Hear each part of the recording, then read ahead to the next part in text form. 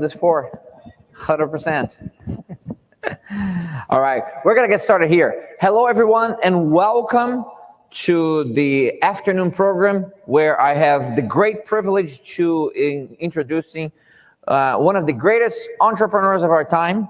And I'm talking about Cody Bateman, who is an American businessman, scientist, and philanthropist who is widely recognized as a leader in the field of hydrogen infrastructure research and development.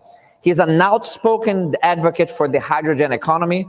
Cody is the founder and CEO of GenH2, a leading hydrogen infrastructure company focused on manufacturing flexible, modular on-site hydrogen generation, storage, and dispensing.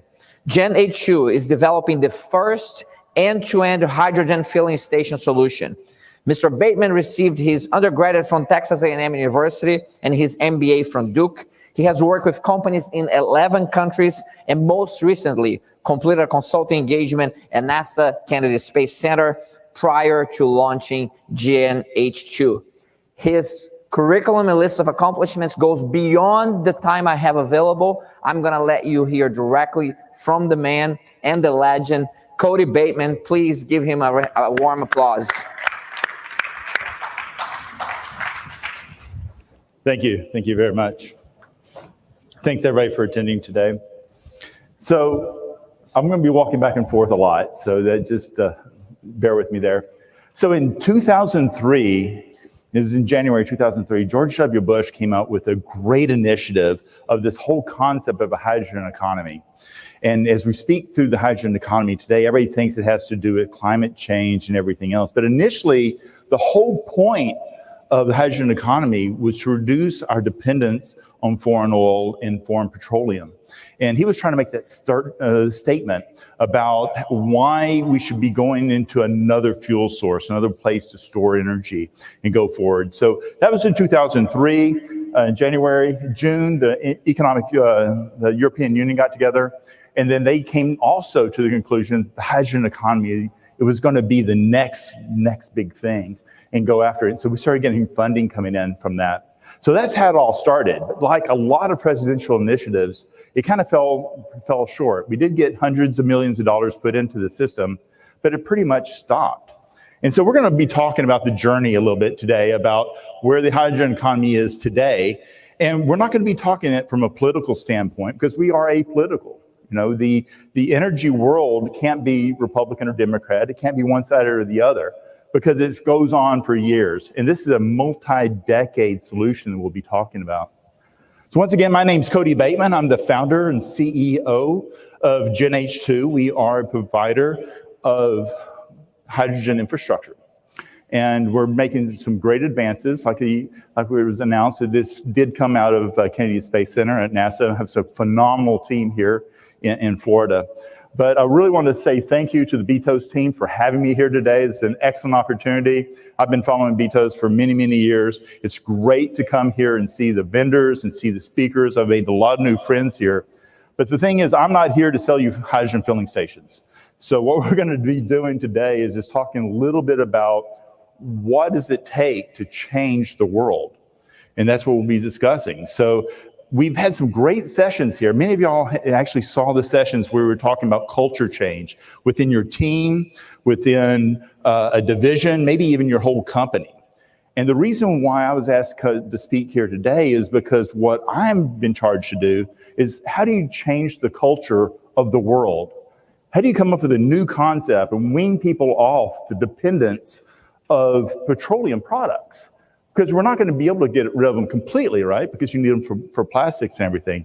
But how do you get people to start changing their mind about the fuel they use in their cars, their boats, even drones, semi-trucks, trains, cruise lines?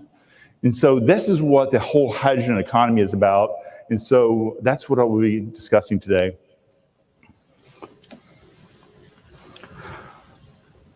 So I intentionally did not name the session How to Change the World because then nobody would show up, right? Nobody wants to see that. It's all about the energy future.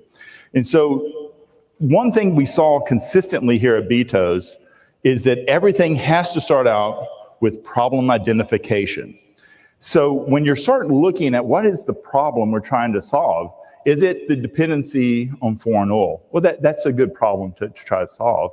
A lot of the stuff in the hydrogen economy has been hijacked a little bit by the Green New Deal. Is that bad? And the answer is absolutely not. It's not bad. That's it's a very noble cause. If you're just going to go out there and try to change the world and make the environment better, I don't think anybody in this room is going to complain that we want to have, smog and air pollution. So it is a good thing to change that. We do also have a lot of people talking about climate change. Are we in the business of minimizing climate change? Well, that's also an offshoot. But all these different things, a lot of times people have a lot of animosity to it, or they're very anti one thing or another, or they think it's been politicized. And that's what we got to get around.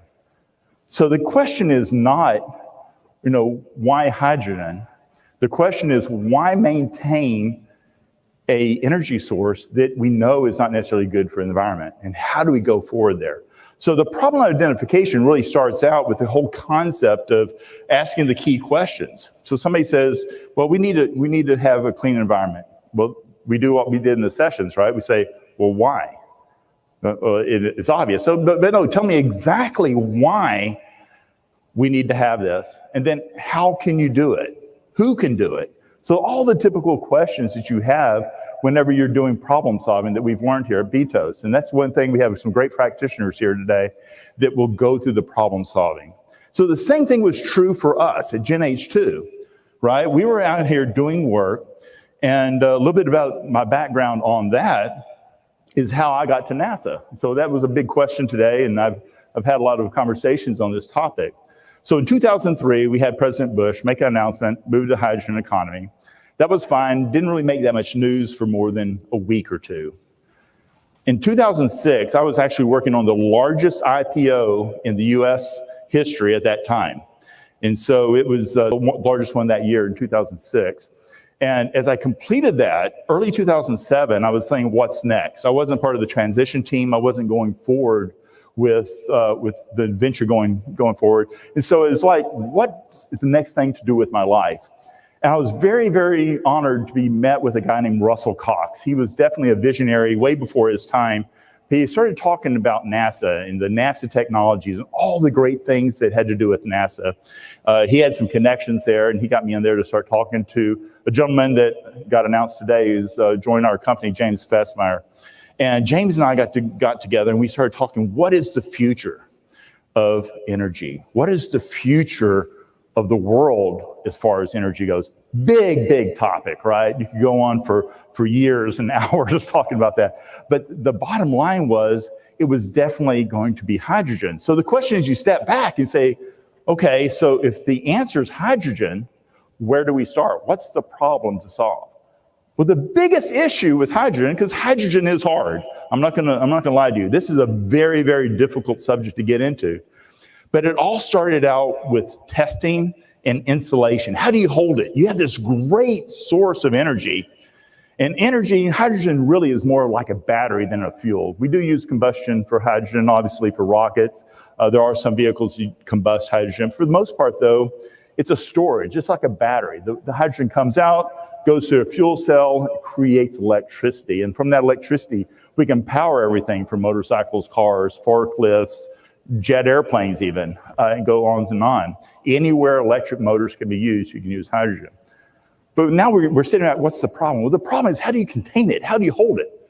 Hydrogen's cold, very, very cold, and especially in liquid format, which is what we challenged ourselves to do and what we have done. Matter of fact, my team, many of them actually worked on the largest liquid hydrogen storage system ever built, 1.4 million gallons of liquid hydrogen. And that's what it takes to not only go to the moon, but hopefully it will be enough to actually go to Mars and back. And so that was a big challenge that was solved. So I was talking to James, and we're going back and forth on, so where do we start? So we need to capture this. So we capture it through insulation, and then we have new ways of storing it. So now the problem's solved, we're moving down to it. The next part is, how do you now visualize the components? Right, we're talking about a huge problem. We're going to change the world, new energy source. You can't just say that, right? That, like I said, that would take years, months to go over and discuss. So what you do is you break it down. So what we did at Gen H2 We broke it down into production, liquefaction, storage, and then transportation. Transportation could be moving it into cars and or through dispensers at the pump. So we break that down. Now, it's like, how do you eat an elephant? One bite at a time. Each one of these core components, now we look at them and say, let's just focus on that. We have a team that just focuses on one aspect. Now it actually becomes a little bit more reasonable to think about, right? There's lots of ways to do hydrogen production. So we looked at that. There's great ways of getting and producing hydrogen from electrolysis. So you have windmills, solar farms, but you also have most hydrogen in the world is being done through steam methane reforming. So we looked at that, a little bit dirty for us. So we came up with a new technology that actually minimizes our carbon footprint. So we go forward with that. And then now you have all these separate components, right? And this is something that everybody here can think about too. So we've defined the problem, we visualized the components, and now you have to accept those incremental changes. When you're talking about something as dynamic as hydrogen and clean energy, everybody wants the solution today. But it's not going to happen that way. So we have to come up and define each step along the way of each one of the subcomponents. And now you have experts working on each one of those things. And now we're starting to see progress. So we go from 2003, we're at 2021, and the big target's always been 2030. Some targets are 2050, but now it's reasonable. People say, God, this is a huge issue. But you're going to do this, you're going to do that piece, and you're going to make these minor changes step by step by step. It's extremely exciting times. So now we visualize the components, we do incremental changes. The next piece is embracing existing macrocultures. Now, this is something that everybody in this room needs to know and understand. As you're talking about culture change, like I said, we had a lot of sessions on culture change. There's going to be microcultures, if you like them or not. People are going to be opinion, they're going to farm in little groups, little niches, and you say, how do we do this? You embrace the microcultures. You find out why the macrocultures exist, because if you like it or not, they will exist. And you also take the microcultures, the strengths of those, and then you start doing the communication between the people in the microcultures and make them understand, realistically, we have the same goal. Right? We're not just doing this for the sake of doing it. You have a very important role. He's got an important role. She's got a very, very important role. We add all that together and we embrace the microcultures, which is so, so very important. Now, the next topic is one that a lot of people do not want to talk about, and they do not include that in culture change. And that is retain where possible. So you can't go from black to white immediately. You can't do these massive changes that are going to be required overnight. And also, you have habits. Like it or not, habits are hard to break. Change is extremely difficult.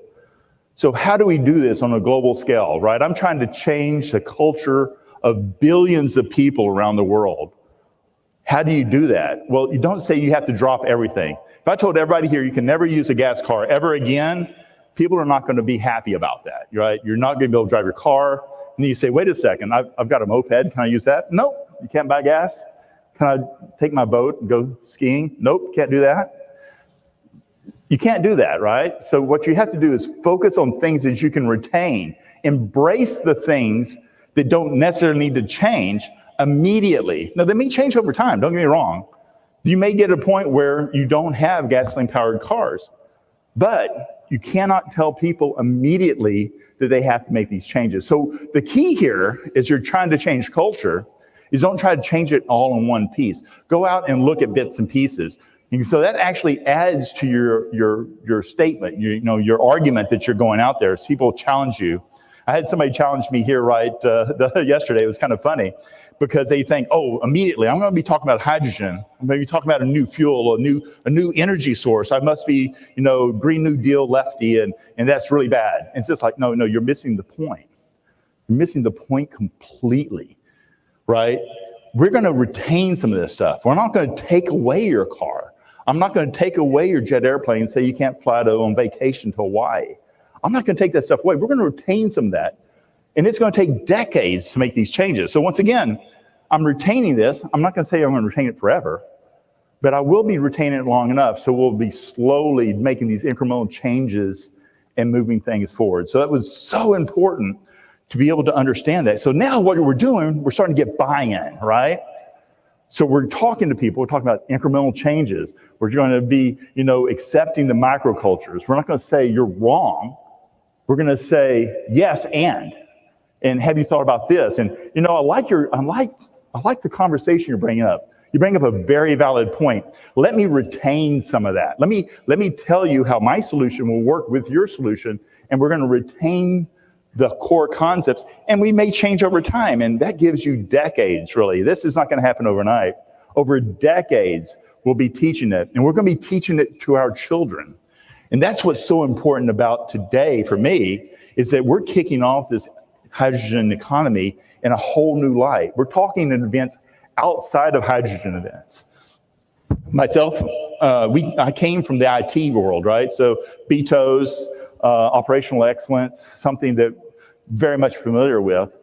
But now I've moved into a whole new world and changing things a little bit different. So it's a very exciting time to take some of the things that we learned here and implement them in a whole new way.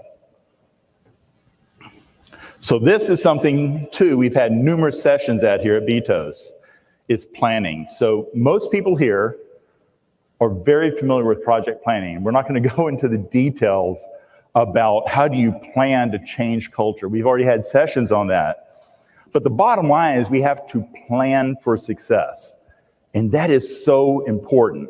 We can't look at the failures. It's just like planning for an IT project, planning to build a new building, a bridge, anything else like. You have all the standard PMI type planning processes we can put together. But what's a little bit different when you're trying to change the world, which is exactly what we're having to have to do and address, is it's like, how do you plan for success?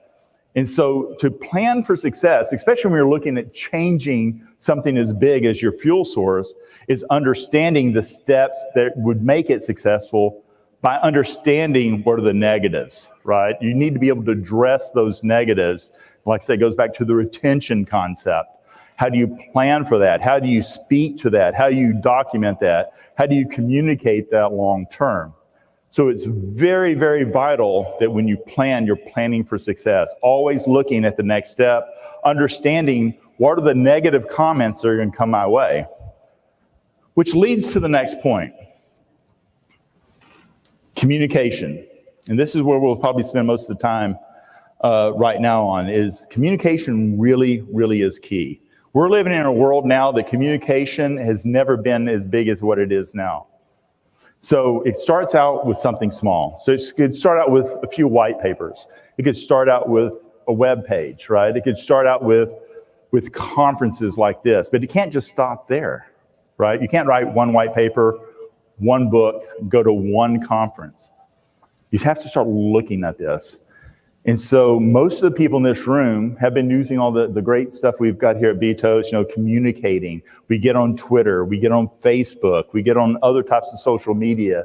You get in front of the TV cameras and radios. I really appreciate the media that's been here this week because we're getting the word out, right? It's exciting to see this, but it's multifaceted. So the same thing is true not only for what I'm doing with hydrogen, but same thing is going to be true for everybody in this room. If you're trying to change culture within a team, a division, your whole company, I cannot emphasize how much communication matters.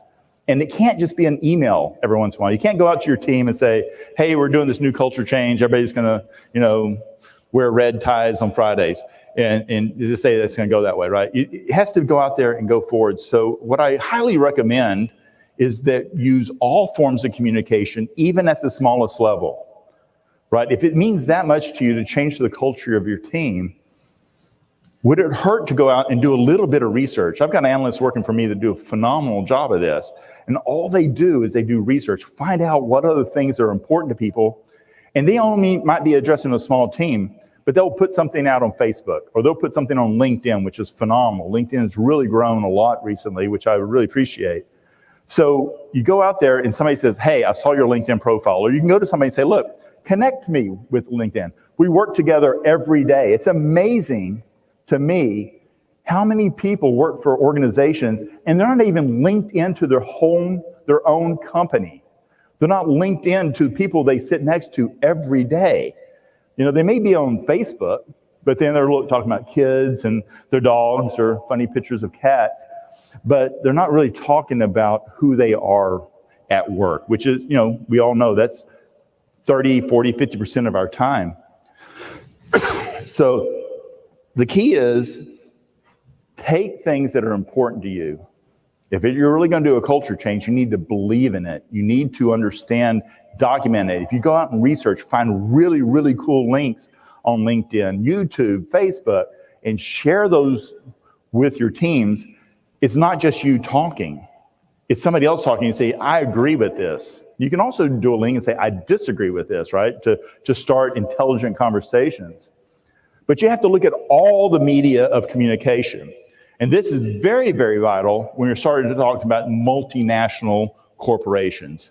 So there's a number of companies here. I had a great talk with a gentleman from IBM. We were talking about how IBM is a true global thing and, company, and we're talking about the culture. But how do you get that culture going? How do you keep the culture going from, San Jose to India to Beijing to Australia, right? How do you do that? And the communication now allows us to do that. So once again, communication is absolutely, absolutely key. And the last main bullet point I'd like to talk about is acknowledgement. And this is one thing I love about BTOES here, right? So we've had a lot of great speakers. Actually, this is probably one of the best BTOESs ever. We've had so many great people presenting, the posters out there. We've had some great awards. We're going to be talking about the awards a little bit later today as well, having some of the award winners talk. But, acknowledgement here is one thing, because this is an acknowledgement from your peers. You're looking at it.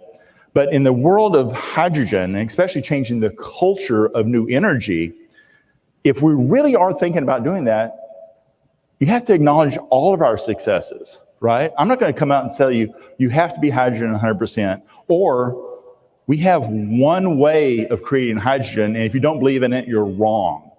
You don't want to do electrolysis, you're wrong. That's a really bad idea, and I can tell you 100 reasons why you shouldn't do electrolysis. The bottom line is we need everything. We're working together as a team. If we really want to get to the next level of energy, we have to acknowledge everybody's successes. One thing that I'm known for in the industry is that I say we don't have any competitors. And they say, well, you have people that build hydrogen tanks. Yeah, I agree. You have people that do different forms of hydrogen production. Yes, we do. They say, well, are they your competitors? And the answer is, they're really not. Right now, if every company in the world that is somewhat associated with hydrogen was going full bore, doing mass production, which is something you don't typically see in the hydrogen world, right? That's where Gen H2 fits in. We're trying to get mass production going. We're trying to stimulate people because we need thousands of these stations, not just in California, not just in the US, but worldwide. We need thousands. When we have different environments we're going to be in. We're going to be in the mountains of Colorado. We're going to be in the deserts of Arizona. We're going to be in the deserts of Africa. I was having a talk with a guy from Africa just a few minutes ago, talking about how exciting this is, in the continent of Africa. But we're going to have all these different environments. All these environments have different things that we can utilize to our advantage, right? So if you're in West Texas, we have these huge wind farms. Ideal places to do electrolysis, right? Because the wind farms, they generate a ton of electricity, but that electricity almost has to be used immediately. So if there's a time when the electricity is not being used, what do they do with it? It goes into the ground. Why not just create hydrogen? Hydrogen, once again, is a battery. Don't think of it as a fuel, think of it as an energy storage place. So these wind farms, you can say they kill birds, it takes a huge carbon footprint to create the fan blades. Acknowledge that, right? We get that. But we're not going to say anything about it because if all these wind farms are going full bore, we can capture that energy, that's great. Solar panels, the same thing, right? So yes, you only get energy when the sun's shining. But you can use solar to create this. And so these are two forms of electrolysis. Then you have other forms that use stuff like methane. and use steam methane reforming to create the hydrogen using pyrolysis, or what we call hydrolysis, where we've turned the hourglass upside down and maximized hydrogen production. But we're constantly thinking about this. But everybody does wind farms, everybody does solar farms, everybody that does, SMRs versus hydrolysis versus anything else to create hydrogen. Different ways of storing it. Gas, liquid, I'm a huge liquid fan. I do believe that the future of hydrogen is going to be in liquid. But I'm not going to sit up here and tell you that gaseous is bad, right? Because some cases, if you're only going to fill up 4 cars a day at a filling station, gas makes a lot more sense. If you have a remote location, small town in Texas, small town in Louisiana, Arkansas, they may only have, for the next decade, may only have 4 or 5 cars, hydrogen cars, right? So it doesn't make sense to build a $20 million hydrogen liquefaction and storage facility when it can be done with gaseous bottles, a $1 million solution. So we're going through that and we're acknowledging constantly. So the same thing's true with everybody here. As you're trying to change culture, it's going to be very, very important to acknowledge the good and the bad, but it goes back to the communications. How can we work together? How can we take each piece and part and work together as a cohesive unit? Because then you're starting to talk about inclusion instead of exclusion. And that is going to be the key takeaway from all this today. So when you start hearing about the new energy future, I really do not want people to start thinking about Republican, Democrat. I don't want anybody to say we're anti-big oil. We're not anti-clean air, right? We're all in that point. But the key is for us to constantly think, push this thing forward, be accepting of this at all cultures.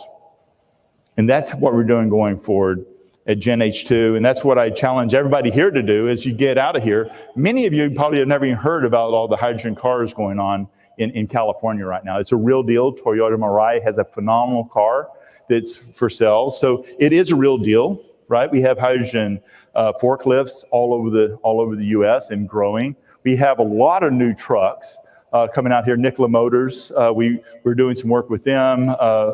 Mercedes has their new truck out there. Hyzon Motors has got it. And then you also have the supercars being built. So there's a lot more hydrogen going on than many in this room even know about. And that's what's amazing to me is come here and speak, is I was able to meet with people and they say, what are you talking about hydrogen? There's no such thing as hydrogen cars that's being wasted. So hopefully my talk today has given y'all a little bit of insight. Hopefully everybody will go out, look up Gen H2, look me up, get some insights on hydrogen, understand where hydrogen economy is now and where it's going forward. And then also start looking at ways you can educate your children or your grandchildren, because now is the time to start doing that. It's not a matter of if, it's when. So we all know petroleum products has got a limited life cycle. It may be 400 years, it may be 1,000 years, but it's never too early to start, because this is going to be hard. It's going to be hard to change this. So I challenge everybody to go out there, look up hydrogen economy, look up hydrogen technology, look up ways that hydrogen can be used, look for books, look for speakers, look for engagements out there, because it is coming and it's very, very important. So one of the things we're doing at Gen H2, which I think is a little bit unique, a big part of our company is going to be education. We're going to be working with everything from 4th graders through high school. We actually do corporate training already, bringing in hydrogen to the new world. And so we're here to provide expertise and advice, and looking forward to maintaining a lot of the friendships we've had today. So thank you very much for coming to listen to me speak. Hopefully, like I said, I'm not looked as a vendor. I'm not trying to sell anybody hydrogen fueling stations today, but hopefully this gives you a little bit of insight of where the new economy is going, and welcome each of you to join us in that venture. So thank you very much. Cody, you did such a great job in covering such a complex topic in a relatively short period of time. We have time for a question here, so I want to make sure that I ask the question. Put you on Absolutely, the spot. yeah. Absolutely. So the question is, the physicist in me starts thinking about hydrogen and starts thinking about the alternative source of energy. And hydrogen, one of the advantages of hydrogen is that you have high density energy.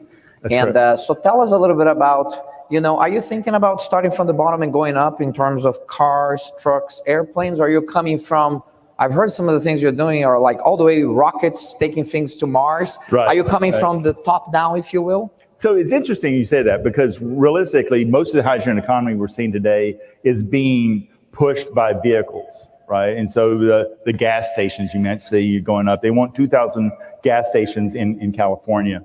And so you're starting to see a push because people can relate to that. If I'm telling you I'm just building an infrastructure for semi-trucks, nobody gets really that excited about it. But honestly, that's what hydrogen's great for. Hydrogen is great for Class A vehicles. It's great for light rail. It's great for light trash trucks even, right? Yeah. So that's the exciting thing. But we do start with the cars. We understand that. But, you know, Elon Musk makes a good point. He says, no, hydrogen cars don't make any sense. But they really do, because every hydrogen car is an electric car, so we can kind of leverage what he's got. But the bottom line is we kind of start everywhere, because like there's already hydrogen forklifts and everything out there. But that's a great question. Excellent. Well, thank you again for sharing your expertise, taking the time to be here with us. Absolutely. We have folks over here. We have the folks streaming online. We have over 600,000 people who consume our content through the BTOES, many different pieces of content and the community that we built online. So it's a privilege to have you with us. So thank you for that. Let's give him one final round of applause.